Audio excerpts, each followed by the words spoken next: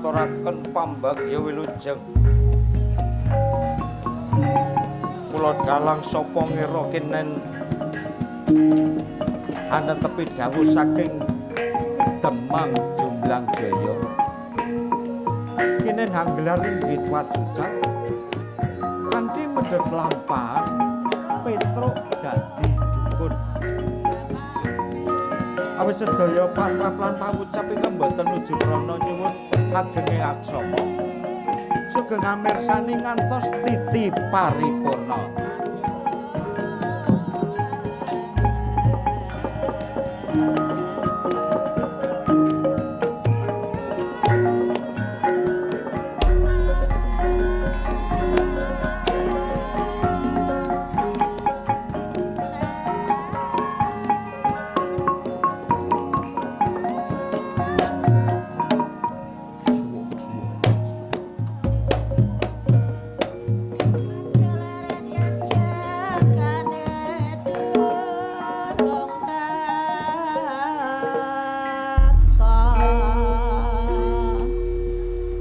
Sretena ning pasewakan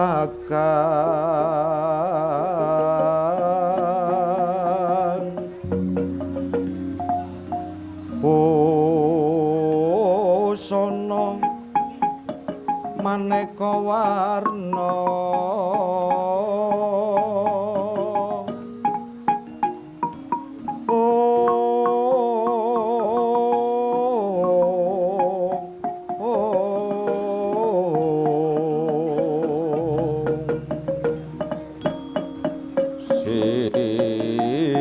puspiteng Udyana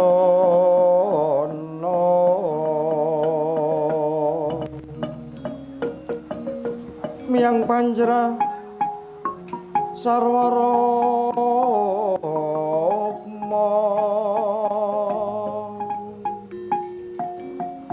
ranggeng manik manenara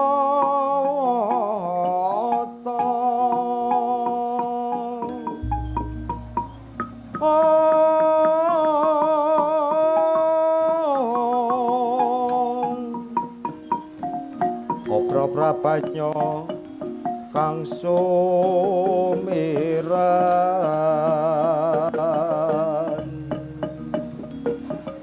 kenyaring teja lelewaran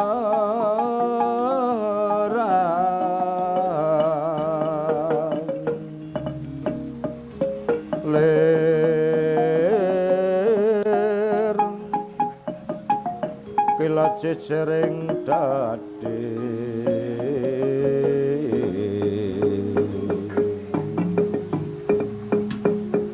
wimbo kekanda mring ming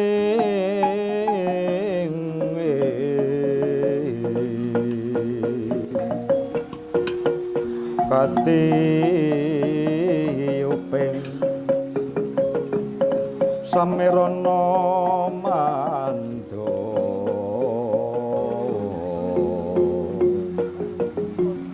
saparan mangambar kungas mangambar kungas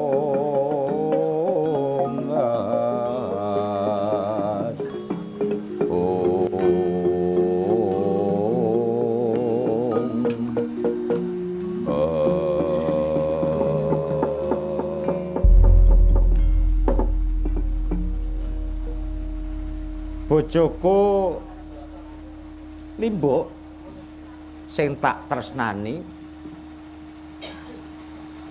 wonten menapa Ki Demang Begawan. Mula kowe tak awe ana ing papan kene, aku ki sak temene aku pengen omong-omongan karo kowe. Remaos Kurawalan manah kula. Panjenengan temene bali kula biasane kula niku namung kanca wingking. Dumadakan kok panjenengan menika nimbali kula wonten wigatos menapa. Ngene ya. Wis sawetara wis suwe Kowe iki ledo bebojoan karo aku. Nembe iki iso sak pejagong. Ebo bungah kang tanpa pepindhan. Dene wektu dina iki aku karo kowe iso sowan ana ing Puncak Sigong.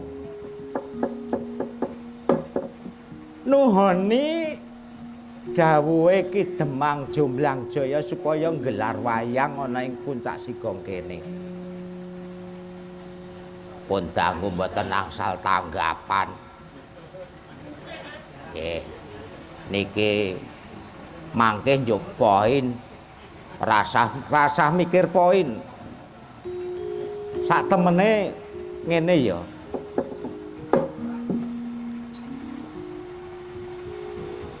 Sing sepisan tata lair aku bungah kang tanpa pepindhan bisa sowan ana ing kademangan Jomblangan kene.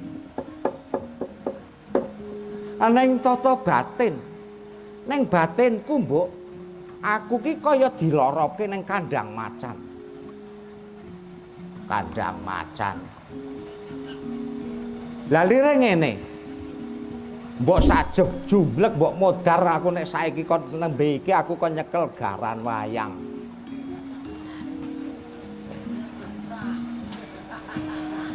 Nembe semenika garan wayang. Lah biasanipun menika nek wungu sari menika ra nggih pun cok nyekeli garan to. Wis kuwi ra garan sejene. Nek pendak isuk aku wungu sari ke nyekel garan wong nek kowe aku repot ya kok cekelke kok. Wis rasa sembrono iki. Intine awake dhewe maharja lan ngaturake agunging panuwun kang tanpa pepindhan. Dene wektu bengi iki aku karo kowe iso sowan ana ing Puncak Sigong kene ya merga dilabuhi utawa dibelani karo para priyagung-priyagung sing lenggah ana ing dhuwur kono. Yaiku panjenenganipun Bapak Muhammad Ajrudin Akbar SOSI. Nah, SOSI aku ngerti sarjana sosial. Nek ini ki Intel apa Islam? Kula ya mboten ngertos kok. Ya wis ki awake dhewe wajib ngaturake agunge panuwun dene ana ing wektu dina iki lumantar Bapak Muhammad Ajrudin Akbar kanggo ngenalake rintisan pesona utawa rintisan pariwisata kang mapan ana ing Puncak Sigong kene. Injih. Ya mula saka kuwi ing pengangkah sesuk ana ing taun-taun ngarep ora ming papan wisata sing digatekke karo para priyagung-priyagung sing lenggah ana ing dhuwuran kono ning mbok menawa sesuk klebu ana dalan-dalan sing rusak terus warga masyarakat panjeriting warga masyarakat nang wektu dina iki dirasakake dening masyarakat Jomblangan. Arep adol apa to saiki? Apa-apa ora payu sing payu kambil we nek kambil ke ora kok bendina iso dipek paling 3 sasi sepisan. Iye. Mula ing pengangkah lan pengajapku muga-muga ning taun-taun ngarep para priyagung-priyagung ing lenggah ana ing dhuwuran kono ya iso nggatekake panjerite warga masyarakat ana ing Jomblangan kene umume ana ing Kalurahan Banjarsari. Nggih, menawi mekaten panjenengan wajibipun ngaturaken panuwun kalian Pak Ajrudin Akbar SOSI menika. Iya. Kejaba saka kuwi ya, Mbok. Ana kang bakal tak omongke karo kowe. Lajeng wonten menapa? Sawetara iki wis pirang-pirang candra iki aku kok rumangsa uripku iki kaya dimong dening dewaku. Apa-apa kang tak sedya iso kasembadan. Apa-apa sing tak dongake iso kasembadan. Mula wis pirang-pirang candra iki aku ki madeg dadi dukun. Inggih, jenengan menika dadi dukun. Nah nyatane sing panjenengan tambani nggih iso mari. Sing nyuwun penglarisan nggih saged dodolan nggih saged laris. Iya. Mula saka kuwi ya. Wong urip mono nek iso mono, mula aku madeg dadi dukun. Wong urip ning alam donya ku mung ana 3 perkara. Lajeng menapa?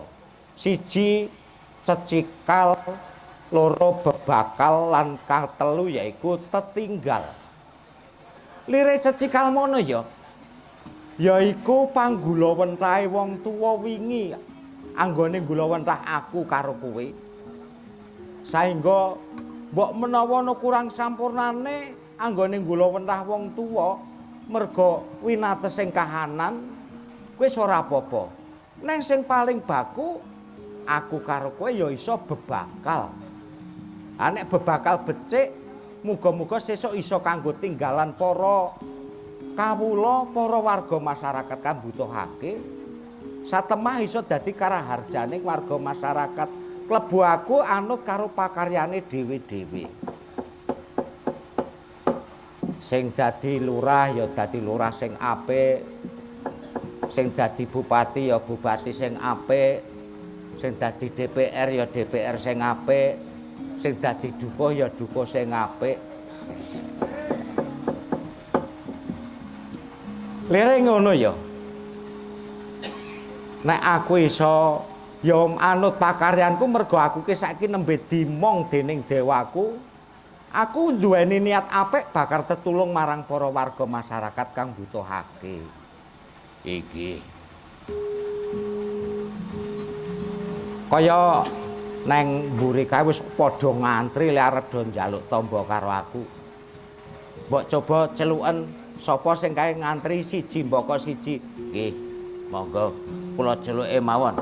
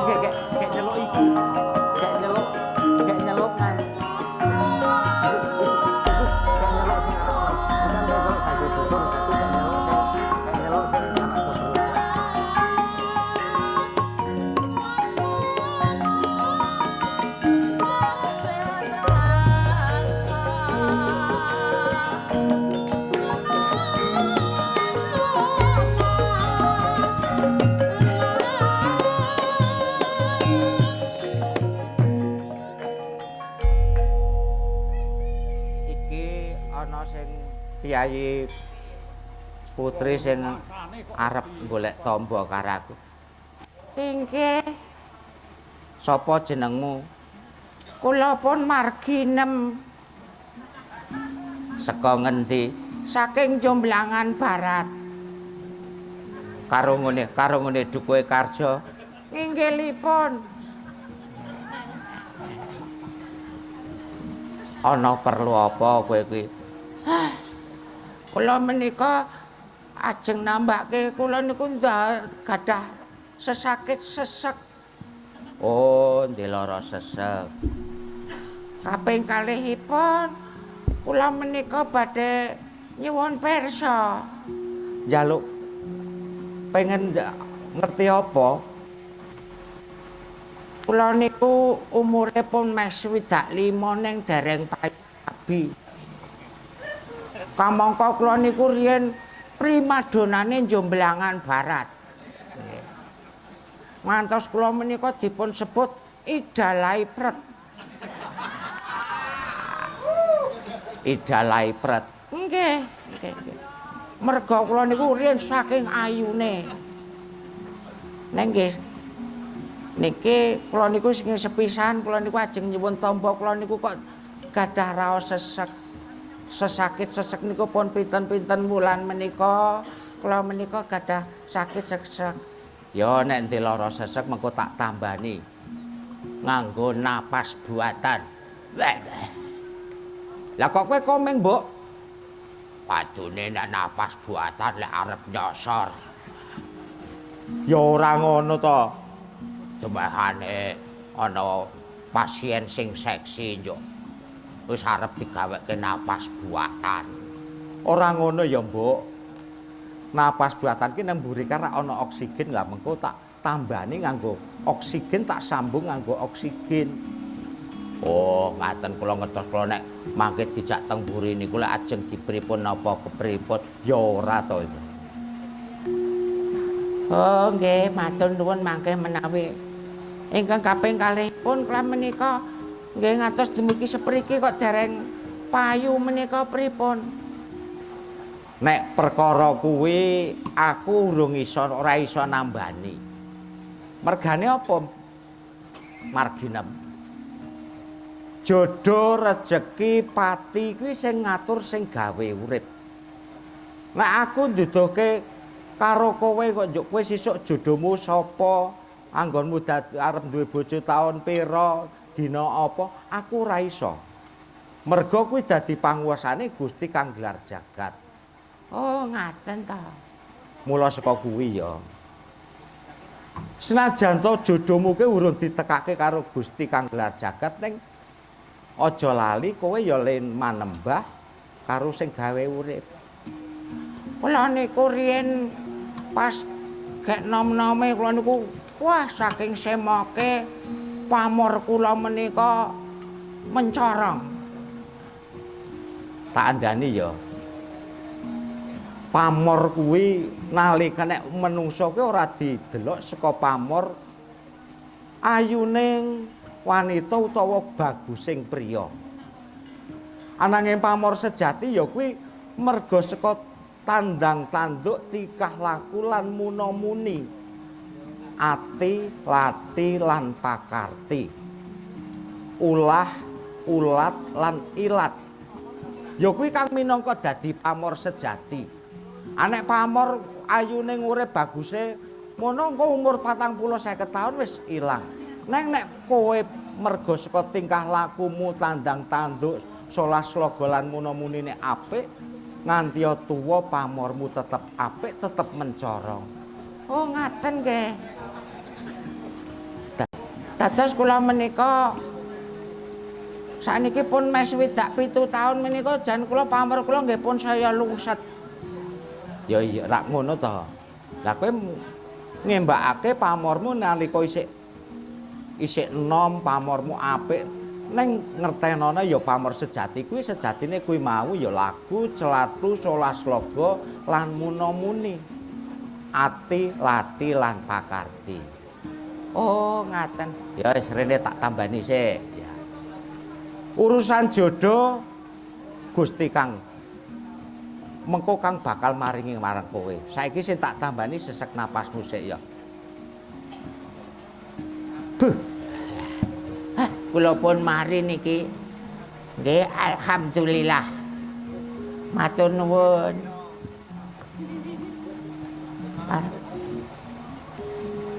Menika wonten sekedhik kagem ses. Iki apa iki? Rokok tenor. Aku nek kretek ora gelem. Nek ya wis gorene engko tak ijolne sadiman. Pun menawi ngaten kula nyuwun pamit nggih. Nggih. Ya wis nek arep nyuwun pamit ya derekke muga-muga kowe berkas waras sesuk jodohmu ndang ditekake karo Gusti Allah. Ya, ya. Pun pamit. Pelaku wis dadak digol-golke. Bodhi kula tesih sae nggih.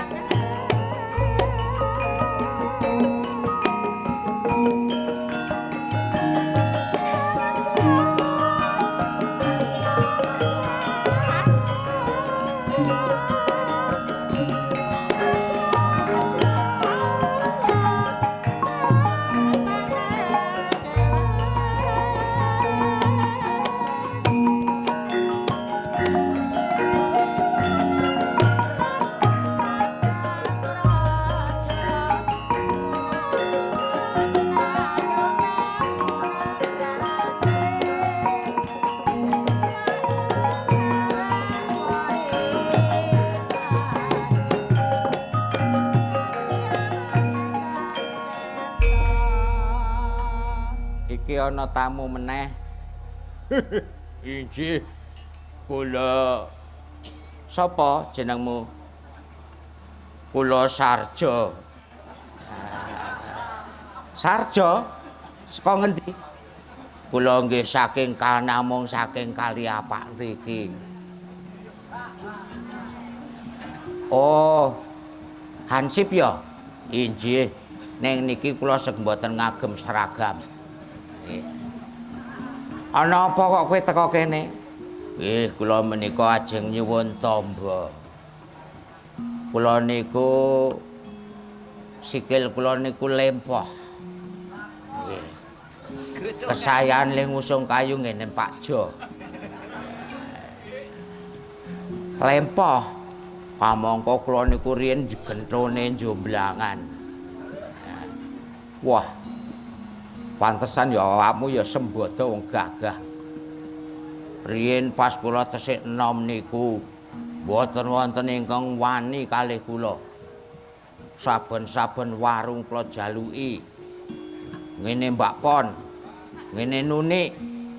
Wah, ngene Amat Pete. Wah, kula palak. Nek saniki sinareng pun tuwa. Kula niku aduh niki suku kula menika lempoh mboten saged ngadeg jejeg. Ya kuwi tak andani ya. Hukum kuwi ana 3 perkara. Hukume Gusti Allah, hukum adat lan hukum karma.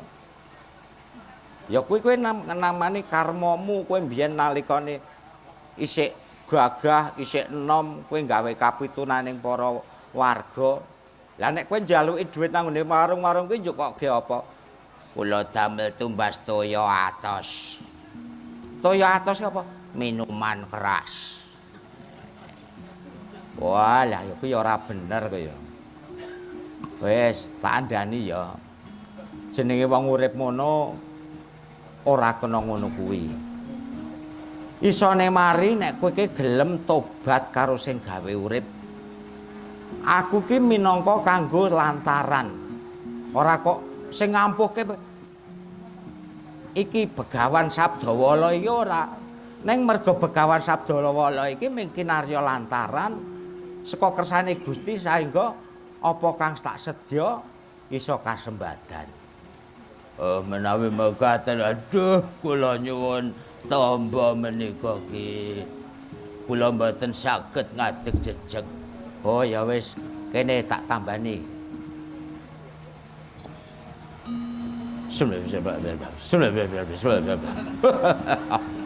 Matur nuwun. Kula saged ngadeg jejeg menika ki. Begawan kula saged ngadeg jejeg. Lho. Kok ngriki kula nggih ngadeg jejeg, Pak? Kula niki nggih saged. Ayo kuwi bonus. Pamangka kula niku rin sakploke kula lempoh niku sedaya niku kepleh. Nggih. Mboten saged ngadeg Ya kuwi bejamu ya.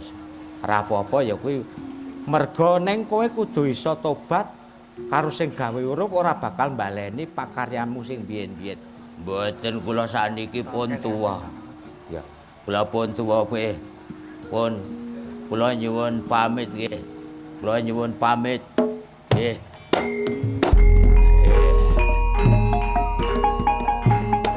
Mbokmu. Aku wis iso ngadeg saiki mbokmu. Tampan ana Kiai Ontel Medayin.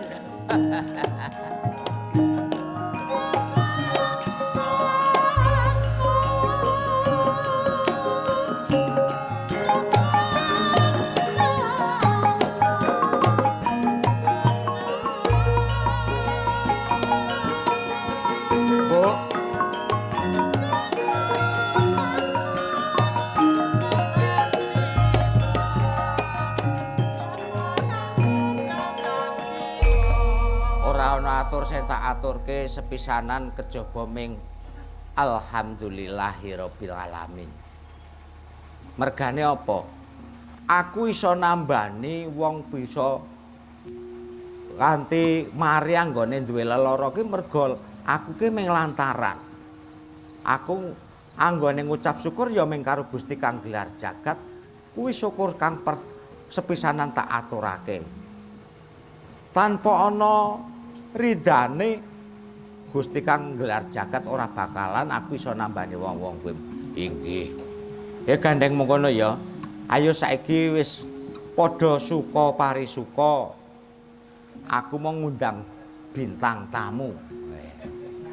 Bintang tamu niki Angger Sukesna karo Rini. Nggih. Mangke niki padha suka parisuka. Klintong klintong nggih. Klintong klintong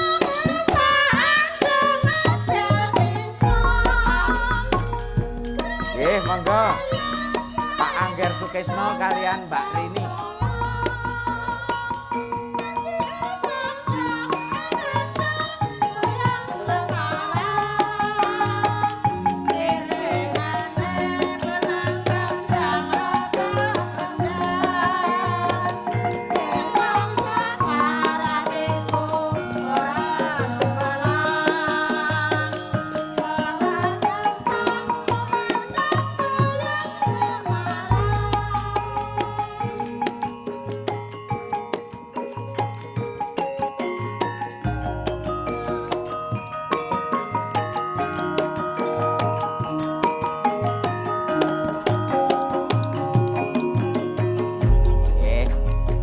Monggo.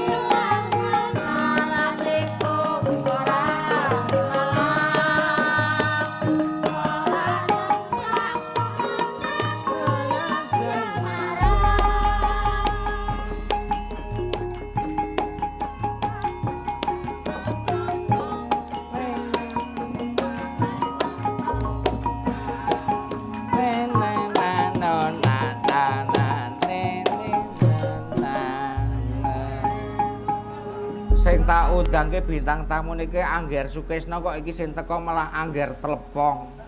Niki kula nggih Rini Mas Petro. Kok Rinine ora kaya sing gak aku ketemu nang RRI kae ya? Niki Rini Lestari. Walah Rini Lestari no anake Mbak Yuseni. Oh. Bayu Senior Rini Lestari to. Rini Sani saka Sigong. Oh. Sapa jenengmu? Aku ki iki Begawan Sabdawala wong ampuh. Aku ora takon begawane dalange kuwi lho. Ngerti ya? Dalang sapa ngira. Oh. Lah jenengan ki wong sing tak undang ki Angger Sukesna kok kaya-kaya wingi fotone ora ngono kuwi. Awang karang saking-sakinge arep golek pasane. Walah, dadi aku wingi iki salah alamat to iki. Wah, ya wis ora apa-apa. Aja nyepelekke telepon lho. Ayo aku ki tak kira Angger Sukesna apa aku wingi salah nulis nang undangan Angger Telepong apa-apa. Telepon kuwi para pangarsane negara wae ndawuhke kandha nggunakake telepon. Telepong. Oh, iya. Arep kowe bagus kaya ngapa kowe bebasan telepon kuwi padha karo telek to. Ha iya. Kowe iki mangan telek tak kandhani. Alah wong yo padune yo ming kaya arep kaya rabuk e. Oh. rabuk kuwi sing paling apik ki rabuk telek. Oh. Nek rabuk saka toko terus kok kimia kuwi lemahe dadi Kaku rusak. dadi rusak. Sing Nek dirabuk telepon. telepon kuwi lemahe saya subur saya lemah. saya ta yo iya. Dadi ya Arep ambakno sing wong dadi penyaji, sing mingkere, dadi petani, apa wae iki mesti mangan telek tak ah. kandhani. Yen ngono arep jenengan telepon ki ya migunani ya. Migunani. Oh iya. Kono nandur bayem dirabuk telek. Iya. Nandur pari dirabuk telek. Iya. Wis. Dadi Oh. telek apa wae ya payu ya Pak. Payu ora yo. Telek Anek penting. anek kowe mono karang ora anu yo saking tarise bojo kula niku lho. Ngapa Ayo. maneh? Ora ngisen-isen. Bojo kula niku sinden paling kondang. Wah, gini ki. Sak Jawa Tengah. Wah, Saniki sik laris. saiki sik laris. Beda kalih kula. Niku larise ning malih dadi sinden jadilan. Ya saiki Ya. endi sing Ya sing saking- nyukupi ngono lho. Ah saiki Nyatane. budaya niku napa sing payu ya mung jadilan nih. Ayo mergo saking butuhe to. Ayo. Apa-apa dilakoni wong aku nek ana ya gelem kok. Beda kalih kula. Lah saniki mati pangane. Monggo kula biyen niku toprak kondang lho. Ah sakniki mampet blas arep tuku mbako men rekoso. Hah? Ah, wong. Sing diandalke ning gur seni. Gur seni iki gur desa sampingan Pakne ora yo gur jagaki gur seni. Ah ora dipun kepiye para pangasane negara we kandha urip-urip budaya. Gelar seni. Ane wong saiki para pangasane negara we ya wegah nanggap kok ya kok. Arep kepiye nek biyen sasi Agustus kuwi kelurahan, toprakan, kecamatan toprakan. Sakniki blas. Ayo mangkane saiki ana ning Kademangan Jomblangan ki nganake merti desa kuwi rak ngundang bintang tamu supaya sing wingi-wingi do ora pepayon ki saiki njuk payu. Ah iya. Monggo jeneng leluri budaya kuwi sing gelem leluri kuwi ya sing cok nanggap kuwi. Ah, iya, Ana wong iya. nanggap kok leluri kepiye kok.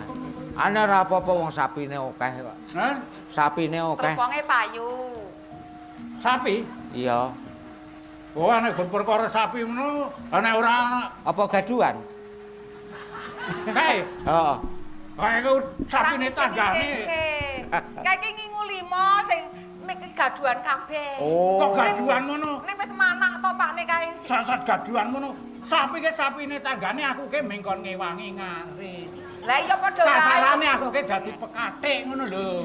Ya ora apa-apa dadi damar wulan kok. Wong Arek. bagus lho damar wulan. Aku ya ora gerjula kok kono kuwi. Ayo wong aku ya gumun karo kowe lho. Apa wong sapi gawe baptisemake nanggon pemacek kok ujug-ujug wis jalukke niki njing nek manak kula nyuwun separo niki kula suwun sakniki riyin. Ah kan sange kepojen buta arep kepiye? Ayo nek dadi nek ora dadi Ora dadi aneh ya kemanjon. Ayo menteni sak dadine kok ya.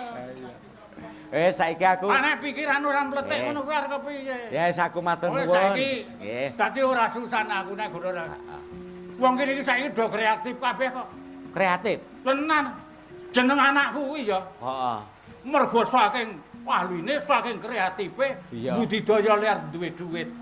Bote siji kapanyu 50.000 lho. Wih, Bote siji kok 50.000 piye to Pak? Tenan. Dikapake wong bote siji. kaya nek omongke rasa cok gegeden ngono to. Wong bote siji kok payu 50.000. Bote siji ne gosong kok payu 50.000 lho. Bote siji kae diceki, dirajang tipis-tipis kae. Iya. Digoreng, dibumboni, bunteli plastik, rega 1000. Dadi 50 bungkus, dadi 50 plastik. Ayo kuwi bener cen kreatif anakmu kuwi. Ora kaya bojomu. Bojoku ngono wong ya takon duduk manis nang omah kok ya. Lho, kuwi urung. Wes saiki ngene. Terus adol meneh. Apa? Bote sak tenggok kuwi payu 150.000. Wah. Tambah goroh meneh. Ora goro. Nek omong ora Kasunyatan semam mulu-mulu pane. Opanane wae ora semam mumbul-mumbul. le payu 150 yuta kuwi mergo didol karo lemahe. Wah. Kuwi kan kurang ajar bapakne. Ayo nek kowe ngono ya ora ono Jeneng kok. pikiran Ya ora mletek kaya takon. ngono kuwi kok. Senengane kok adol Bote setenggok payu 150.000 mergo sak lemahe. Ayo bener ya Mbak Yurini. Wis saiki ngene maturke atur panuwun karo Kang Telepong lan Mbak Yumur dene wis kepareng rawuh ning papan kene ngestreni apa kang dadi kajate Pok Darwis utawi pengelola wisatane Sigong. Oh iya. Ya merga saka pambiyantune lumantar Bapak Muhammad Ajruddin Akbar saengga dana keistimewaan iso kanggo memfasilitasi utawa ngebyakake papan wisata ning papan Sigong kene. Muga-muga sesuk saya suwe akeh sing padha nakyenake papan kene saengga dadi karaharjane masyarakat ana sak kiwa tengene. Ya.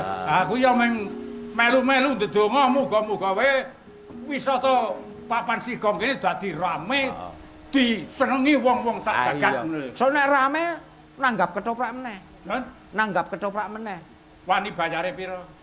Yo jenengan ya tak tanggap nek sik urip. Ya kaya kono kuwi lho. Ora sagem rungsu wong ke. Ora kemrusung. Oh iya. Ora sagem rungsu. Jeneng wong sowan ning ngersani Gusti Kang Maha Agung ki kudu tata-tata sangune wis cukup burung. Aku sangune urung komplit. Oh, komplit ya ora. Ora kemrungsu. Dipanggil sing kuwasa dikersake aku ya dadi rondo ngono lho. Oh iya. Ya wis tak dongak-dongake muga-muga kabeh kang ana ing papan kene kang kepareng rawuh padha pinarengan panjang umur ya.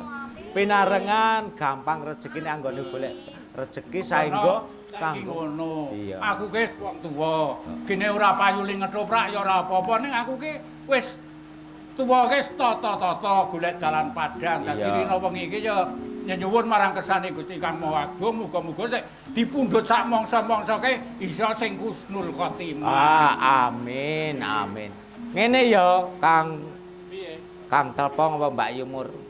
Iki kanggo mahargya anane fasilitasi pesona wisata Puncak Sigong ki mbok ya ana pamundutan panuwunan saka dalange. Heeh. Kon fragmen ketoprak antarane Kang Telpong karo Mbak Yumur. Ketoprak? Iya, gandrung ketoprak. Kang Telpong dadi gentro. Gentro. Angko Mbak Yumur dadi cempluk. Aku ki saiki karo ngetoprak aku wis lali. Nek biyen kondang-kondange tenan. Biyen kondang. Nek saiki mergo wis ora tau payone aku wis saya tuwa ki suarane ya wis ora apik. Nembang ya wis ora apik ya wis kalah karo sing nom-nom saiki. Dadi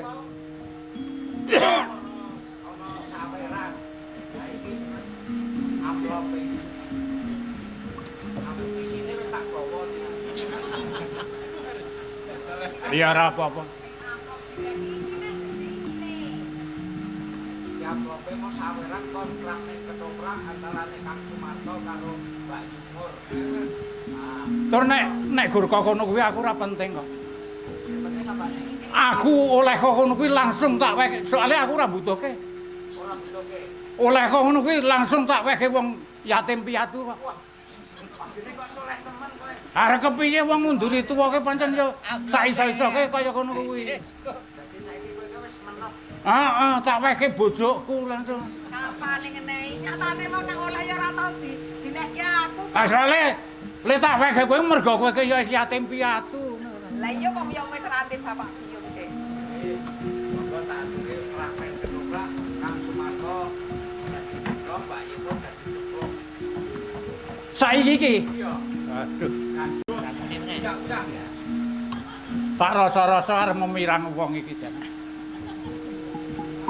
Nek ana wong kewirangan ki le do seneng ya. Mrono kowe. Ya aku ngerti nek arek uyah-uyah wong mesti napase wis ora kuat. Iki aku gento. Iya, gento. Yo cempluke aku. Kang Sumarto dadi gento, cempuke Mbak Yumur. Napa bujang-uyung ta? Iki jempluk. Napa bujang-uyung ki ngopo arep ngopo? Kowe iki napa to nang kene kok nyegat-nyegat sing dadi lakuku? Kowe jempluk. Lah ya cempluk. Kaya rupane kayu ki ya kita alam ayu ngono wae. Karang wis tuwa biyen ya ayo moblong-moblong kok. Iki jempluk. Piye? Jane aku ki pirang-pirang dina iki. Iki ngopo to dumak-dumuk ki? Pirang-pirang dina napa? Ora ngono kuwi to medeni to kowe iki? Kuwi genteng. Medeni. Aku ki seneng karo kowe. Seneng ya sak mestine nek kowe seneng karo aku wong karang kowe iki adikku, kok aku mbakyumu. Ora ming mergo seneng sedulur ki ora. Ning aku ki seneng dadi bojomu ya Jemblok. Seneng dadi bojomu. Heeh, gelem ya. Ora ngono ki lho, ora kira dumak-dumak to. Halah ndumuh ya ora. Tak kandhake bapak lho nek kaya ngono. Kok mek ditukani karo bapakku. Kowe iki ngopo iki? Ngono ora kok ngono kuwi to. Ora ngono kuwi to. Aku ki saka pasar tak bali, bapak selak arep-arep kon nukoke udut. Lah, engko le bali, engko bareng aku tak terke. Aku dhewe wani aku. Ora sak gelem ya. Iki kira nika to. Mbega kok kono aku kene, kowe kono. Jane kowe iki mar nang endi kok methuke aku las kok. Pancen yo ngadang kowe kuwi. Kok iso ngadang aku? Aku ngadake cok kerep liwat kene. Pirang-pirang dina gak pancen kepengin ketemu. Iki ki. Toh. Apa? Nek kowe kepengin ndek bojo, saiki wong wadon ngendi jomblangan kene akeh sing piyai wadon sing luwih endah saka cemplok ngono lho. Pokoke nek rayu cemplok ora wis to. Cemplok ya ora iso aku ki mbakyumu kok dadi bojone piye to? Rupamu wae kaya ngono. Ora apa-apa. Ora apa-apa kowe aku. Lho. Arep tuwa wedoke iki aku seneng yang sangka. Rasa kuwatir yo wis ora iso ngadeg. Hah? Rumangsane. Wis ra iso ngadeg kok ijek kepengin kok ngono lho. Kae ana sing ngerti kae ra iso ngadeg. Saiki gampang. gampang. Nek ora iso ngadeg kuwi. Sediani remason wis to. Kok yo tak remason ngono. Ha iya. Ben klintingan. Angger pawitan telaten rek ya. Ora tok. Piye Jemlo? Kowe iki ora kaya ngono kuwi lho. Aku ki kon kurang Aku kepikir wis sedulurmu tuwa. Ora pantes nek kok Bukan wis diliri. sikile kula medeni wong kuwi lho. Kok parkapit, iki kok ketiba. Bukan minggari manut karo Manut karo ora wong aku ora gelem kok manut nek jenenge wong. Wong digandrung ora gelem kok ngemat. Digandrung ora gelem kok ngematke sing kopat kapit. apa? Apa ya isih kopat kapit tenan po? Kuwi lho sikile iki kok parkapit ngenang-ngene. Oh, tak kira kopat kapit sejene. Nyepelekke aku le dadi wong tuwa ngono to. Heeh. Aku ki najan tuwa. Gek 20 tahun lho. Oh. 20 tahun gak mumpung-mumpunge tak kandhani. Oh, sik mempeng to? Kuwi lho, piye to? Ya wis teruske aku tak ora melu-melu. Aku karo 20 tahun punjule saka 50. Ya wis teruske aku tak ora melu. Umur ki ora apa-apa. Saya tuwa ki malah saya semangat. Oh, Karep saya. Saya akeh santene. Kan? Saya akeh Lah santene. iya. Kene mangan ganteng ya milih sing tuwa. Ha iya. Sapuragel kan nek dadi sapuragel lak kemerak yo. Ya iya sapuragel kan malah saya suwe saya kaku lho. Kuwi nek sapuragel. Sapuragel. Nek kaya panjenengan ya ora. Aku saya suwe ya saya kaku lho. Saya ketro. Piye? Mbok yang ngene wae. Saiki apik-apikan aten mbok kowe saiki bali, aku ya tak bali tak lek tekan omah bapak selang arep-arep, Pak lek saka pasar aku ngono lho. Ya, bali ya bali engko bareng aku tak terke. Aku ki Gampang dhewe wani ora ngeter-teran. Wis biasane nek aku nek nang pasar iki ijen ora semang ndok dadak kok terke. Aneh engko aku rak terus iso ketemu karo wong nganu Suramenggala. Ketemu bapak ya terus teko terus nang Pak kono wae nang omah nikmat. Bapak ora cemang metok-metokke nang dalan kaya ngene iki lho. Ha kan yo butuhe nang dalan kok. Butuhe nang dalan krasa sak nggon-nggon kok kaya ngono lho. Yu cemplok war sia. Iki ora kaya ngono kuwi to. Iki lho. Weh. Medeni wong.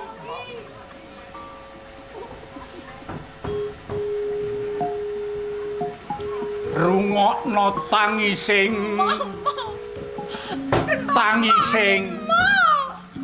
ngati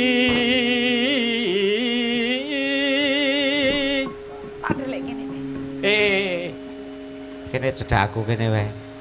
Kowe wani-wani ku demen perasan Timbang kokrok bathuke. timbang diperkosa.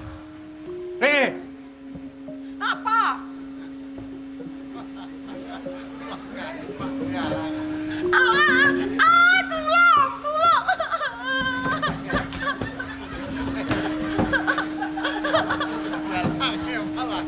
Gendong aku yang ngono kuwi to. Kenapa? Aku lagi. Gan kunandang asmara. Piye? Ora apa. Suarane gendho sik piye lho? Aku suara kok ngono kaya blek bodol ngono. Heh?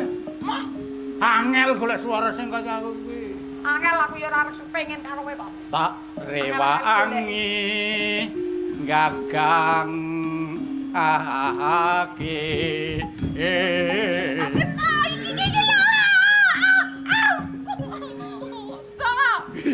Bali dah, aku tanya Bali. Siang pantara ratri.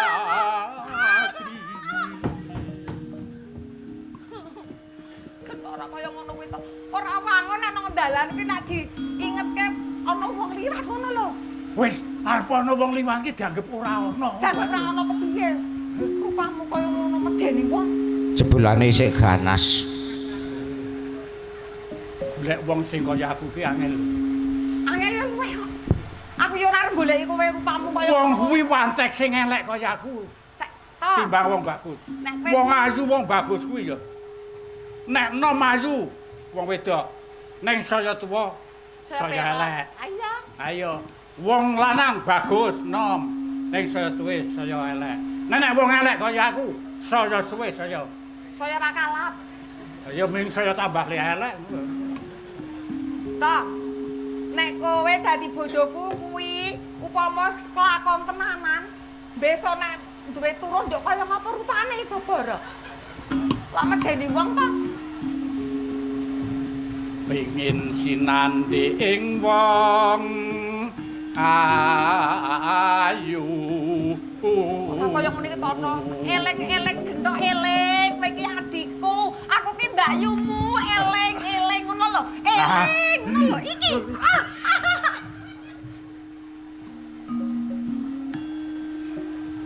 Yen siang taan tuyan mangan.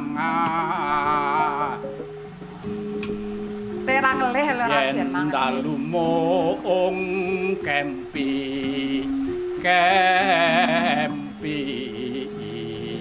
Eling to. yu cempluk warsia lekanono nggonku edan. Wah edan ya kono edan dhewe. Iki ora ngono kuwi to. Emakku.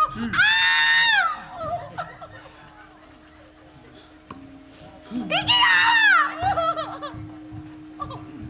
Gendora kaya ngono kuwi to. Mesti kaning Oh, kene iki kok apa to kowe apa to kaya ngono kaya mangsani lho. apa jenjagane iki Nyebut. menggawe aku bareng aku sing arep metu kok dipathetke menyora ora ya pancen keparat. Ya didonke lah ya ora apa-apa mak dendam-dendam didonke. Donke mblosok ya kesenengan kowe. Kok kesenengan aku. Tok napane kok didonke kok kesenengan. Nandang asmara.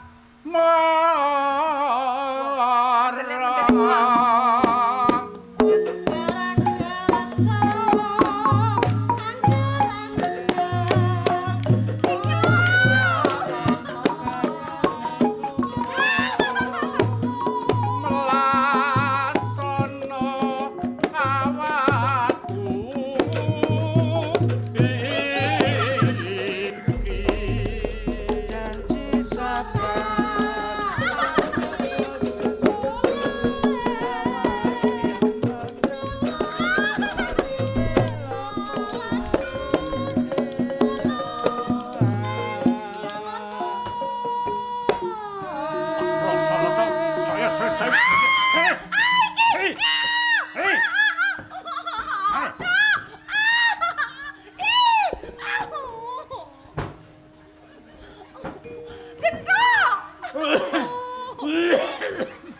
Syukur.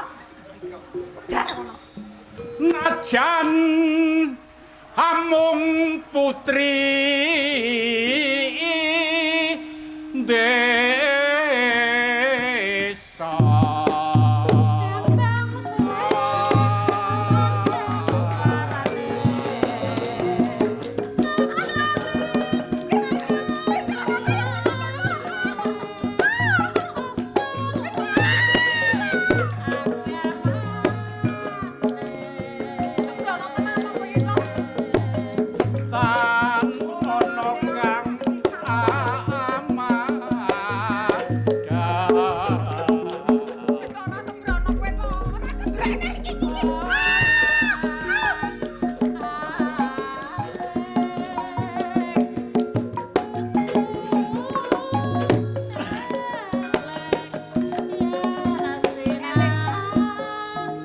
Eling. Eling aku ki sapa? Aku ki mbayumu. Eling. Wanita sing luwes endah Sulistya akeh ing Aku ya eling, Ju. Aku ki ya isih dong nek kowe ki Mbak Yu. Lah iya, ning kok Ning tresnaku ki mung tumuju marang Mbak Ayu. ora iso. Nek isih eling kok kaya ngono lho. Ora jamak lumrahe nek Mbak Yu nek kok dadi bojone kuwi lho. Ayune widodari.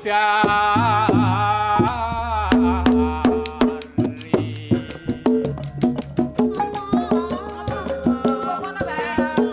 Kuwi ora dadak. Mayit-mayit.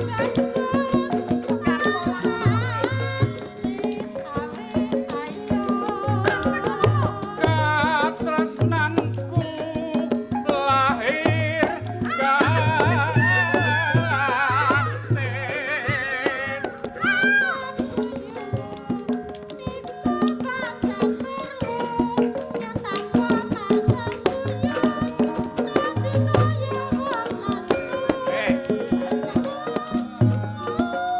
Jaluk pitukon apa ta Juwita? Aku lah njaluk pitukon apa-apa. Pitukonku ke lunga saka kene, lunga saka papan kene aku tak lek bali. Wanine kok nyedaki dalange ya. Ya ora apa-apa kok. Tekad-tekadan kualat ora apa. Wah, Kok kurang ajar kok Peto? nganti potol tanganku. Kurang ajar. Nglangkai dalang barang kok kaya kewanan lho. Amarga ke pojok arek kepiye? Sembrono tenan. Ambrono kejungkel aku malah tombok kathok. Lah kuwi piye? Kowe iki takon bali. Bali ya Bali. Nang wis, bojo ta. sejene Ning bareng kowe. Aku dhewe wani ora kok bareng yang kae. Wis saiki bali wae kono. Mau niatmu marap nandi? Teko saiki diterusno. Aku tak bali. Kelapa muda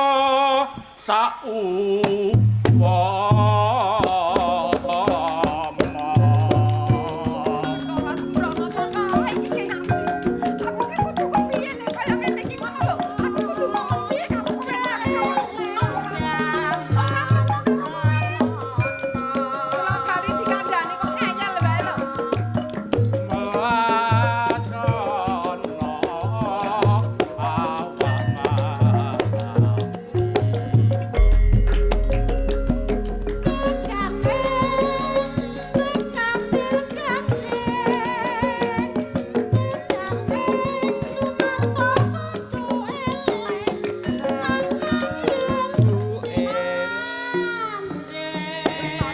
Ambek aku nganti kempis-kempis kaya ngene kok piran dhewe welas lho.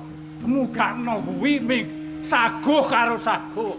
Wis pilihan dong perkara saiki. Sago ki aku ki duwe tresna karo kowe nek aku ora duwe tresna karo kowe. Saiki Nek wong aku bojoan takon karo kowe. Jawaban pitakonku. Apa tak jawab pitakonmu? Wis, kowe dadi bojoku apa aku dadi bojomu wis. Aku ora dadi bojomu, kowe ya ora dadi bojoku. Apa Pitakonku kuwi jawabanku. Arep kepiye? Ayo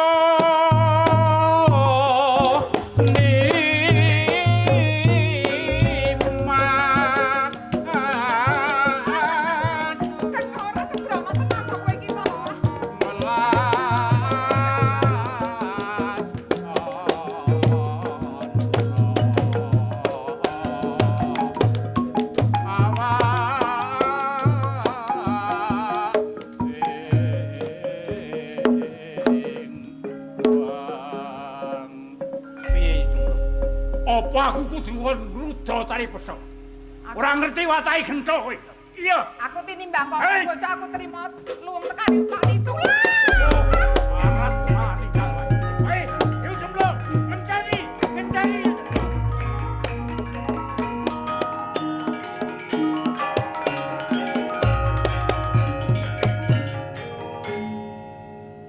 Semareka den prayitna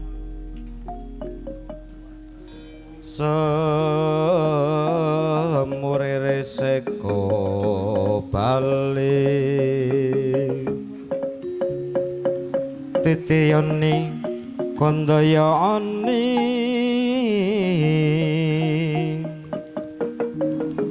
Trisanya purnama sasi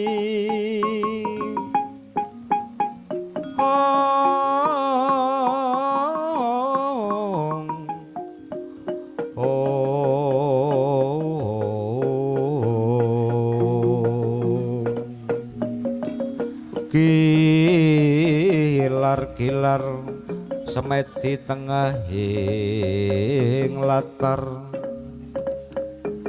milang ana lintang Bima Sekti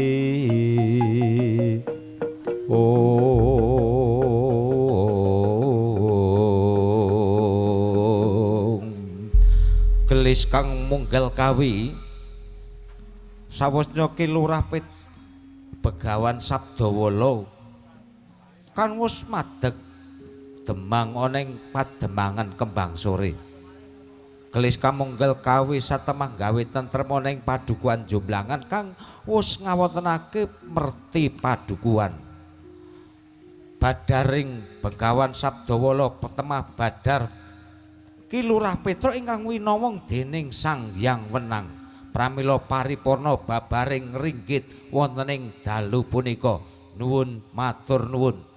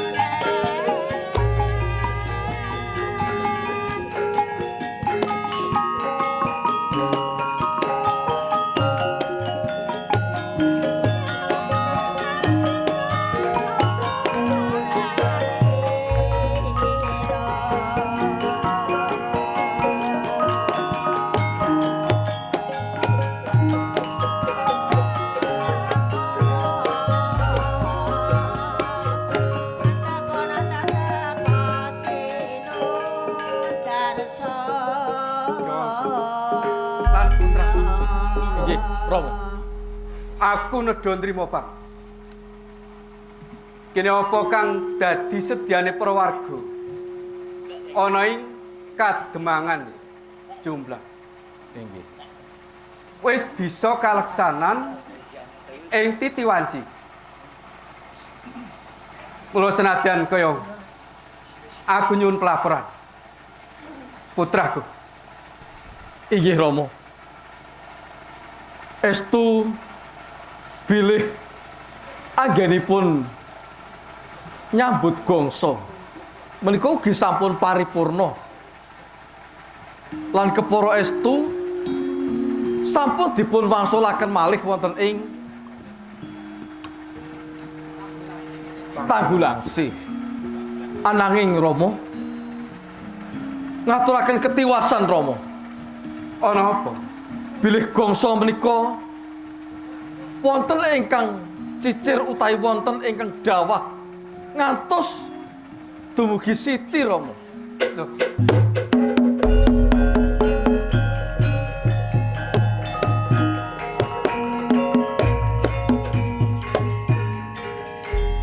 Lah kok bisa?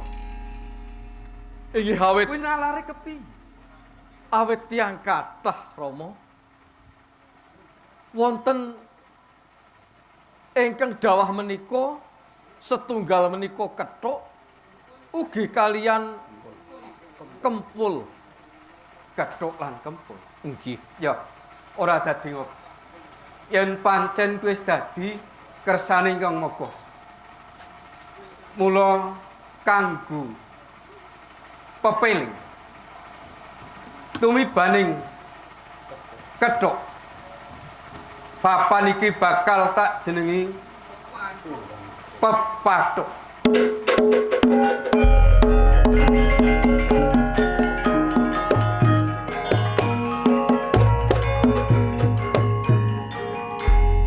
Lan kempul ana ing papan iki bakal tak jenengi Punggang Kepolan.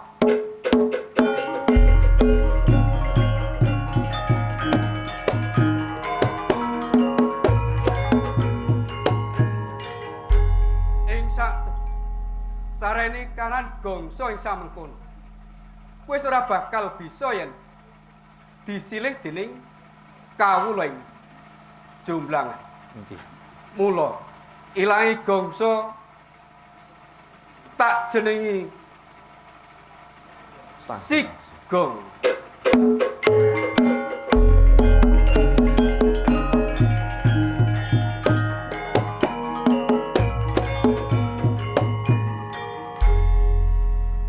Putraku lan sliraku.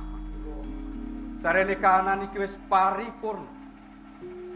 Muga-muga sak pungkure kabeh tansah ayem-ayem tentrem,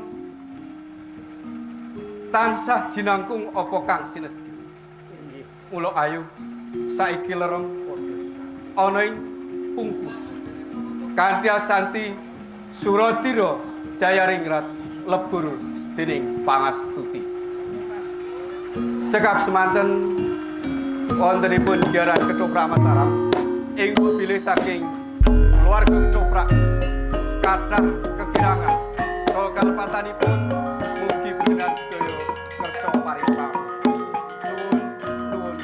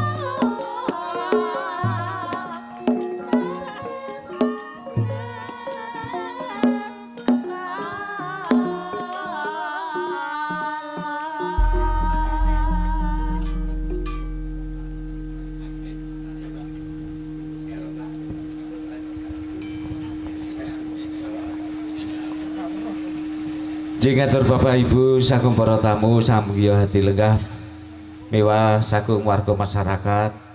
Estu kula awit nami saking pengelola utawi panitia pengelola pun wisata Puncak Sigo ngaturaken agung panuwun ingkang tanpa pepindhan dinangkung kunjuk dhateng panjenenganipun Bapak Lurah Mulyadi Sarjana Agama ingkang sampun kepareng nyengkuyung wontenipun menika fasilitasi pesona wisata Puncak Sigo ugi sepindah malih ngaturaken agung panuwun dhateng panjenenganipun Bapak Muhammad Azruddin Akbar ingkang sampun kepareng memfasilitasi utawi paring fasilitas saengga dana keistimewaan saged kagem minangka kepiaing fasilitasi pesona wisata wonten ing Puncak Sigong.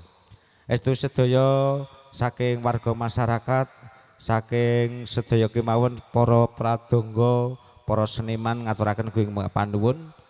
Saking saya menika saking grup Jadilan, grup Solawat Jawi ugi saking paguyuban Ketoprak awit panjenenganipun ngaturaken agunging matur nuwun. Sepindah malih dhateng para kadang saking dokumentasi ugi saking Mas Ipin ngaturaken gunging panuwun ingkang tanpa pepindhan mugi-mugi sedaya tansah pinanggih kanthi wilujeng. Matur nuwun. Wassalamualaikum warahmatullahi wabarakatuh. Saderengipun semoga dhateng paraga Ketoprak kasuwun foto rumiyin wonten ing menika papan kagem dokumentasi ing samangke kagem SPJ.